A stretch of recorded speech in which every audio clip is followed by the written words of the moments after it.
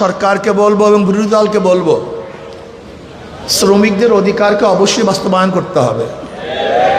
সবার জন্য কার্ড দেন, শ্রমিকদের জন্য কার্ডের ব্যবস্থা করেন। ইসলামী আন্দোলন বাংলাদেশ কি চায়? শ্রমিক এবং মালিকের মধ্যে সমন্বয়ে সুন্দর পরিবেশ সৃষ্টি করতে চায়। আমরা চাই শ্রমিকরা মালিকদেরকে শ্রম দিবে, আর মালিকরা শ্রমিকদের শ্রমের ন্যায্য অধিকার প্রদান করবে। কিন্তু আমরা কি দেখেছি?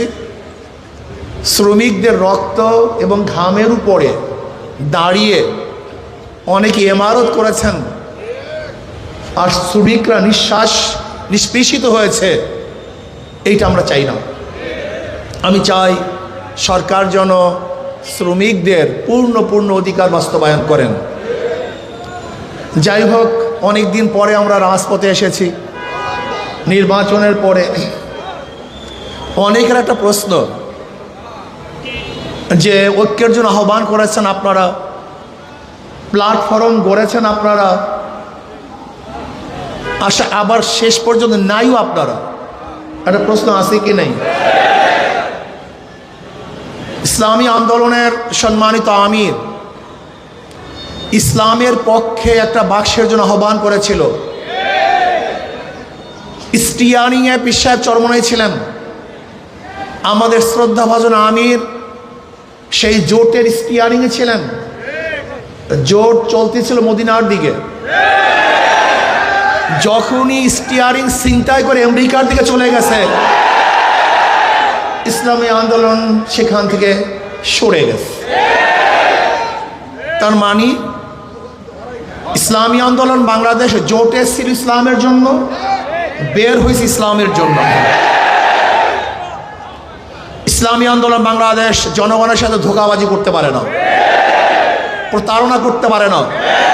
ইসলামী আন্দোলন বাংলাদেশ গুপ্ত রাজনীতি করে না। ইসলামী আন্দোলন বাংলাদেশ যা মুখে বলে বাস্তবে তাই করে। আমরা সরওয়ার্দী উদ্যানে বক্তৃতা করেছিলাম, যদি মুনাফিকি না করেন তাহলে আগামীতে ইসলাম ক্ষমতায় যাবে। কিন্তু কাদের জন্য, কিসের জন্য আজকে ইসলাম ক্ষমতায় যায় নাই? হয়তোবা ভেবেছেন যে আমরা গুপ্তভাবে এড়িয়ে যাব, পালিয়ে যাব। না, বর্তমানে গুপ্ত থাকার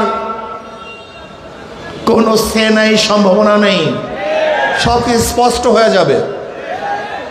ইসলামী আন্দোলন বাংলাদেশ ইসলামের জন্য রাজনীতি করে, ক্ষমতার জন্য নয়।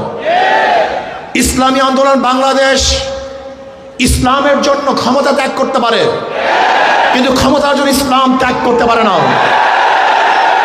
ইসলামী আন্দোলন বাংলাদেশ ইসলামের জন্য ক্ষমতা ত্যাগ করতে পারে, কিন্তু ক্ষমতার জন্য ইসলাম ত্যাগ করতে পারে না।